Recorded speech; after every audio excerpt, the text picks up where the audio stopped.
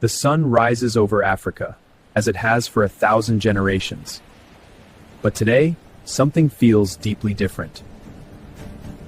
Shiny new rails cut through ancient lands. New ports hum with promise. Lights finally come on in villages that once lived in darkness. Yet mothers still whisper the same quiet fear. How do we pay for this future when the bill is already due? Africa borrowed billions to build a better tomorrow. Now the debt is rising against her own children.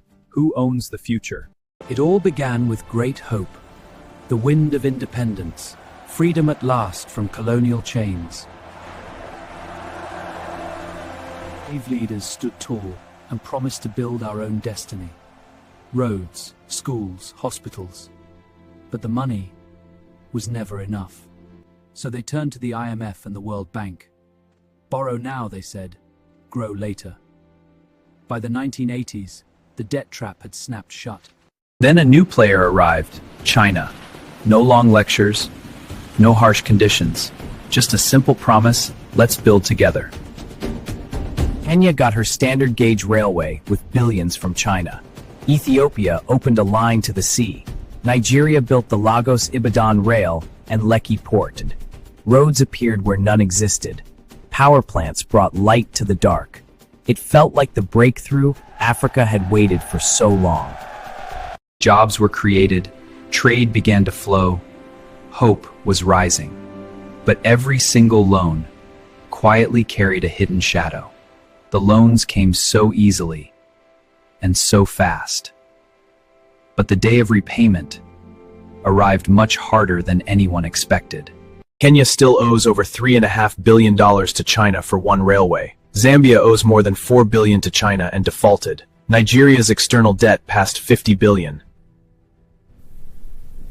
Money borrowed for a brighter tomorrow is now taken straight from today's survival and basic needs.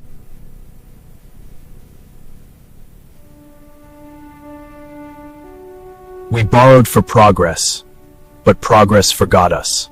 In Nairobi's slums, Acheng waits in a half-built clinic. No medicine for her sick child because the budget now pays billions in debt first. Young graduates stand idle beside the shining new railway.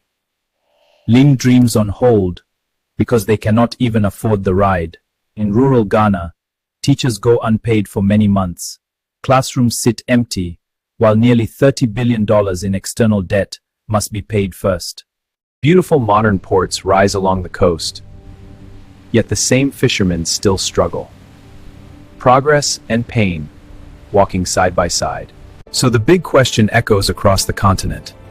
Is this true development, or a new and dangerous trap? China delivered what the West only promised for decades. Infrastructure at incredible speed. But are we quietly trading tomorrow's freedom for today's buildings? The hidden truth runs deeper than the numbers. This is not just debt. This is growing dependence on lenders like China, the IMF, and World Bank. Africa is rich with oil, copper, and minerals, yet countries like Ethiopia with over $34 billion in external debt still borrow heavily to unlock them. These new economic chains are softer than iron, but they still bind us tightly to outside powers. Africa is not a victim of this story. She is a sleeping giant, finally beginning to wake up. She holds the land. She holds the resources. She holds the youth and the genius of her people.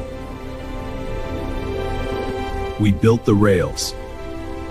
We lit up the cities. We borrowed with hope for a better tomorrow. Now the bill has arrived at our door. Nigeria, Kenya, Zambia, Ghana, Ethiopia. The big question remains: who owns the future? Africa or her creditors? The true answer lies in the choices we make starting today.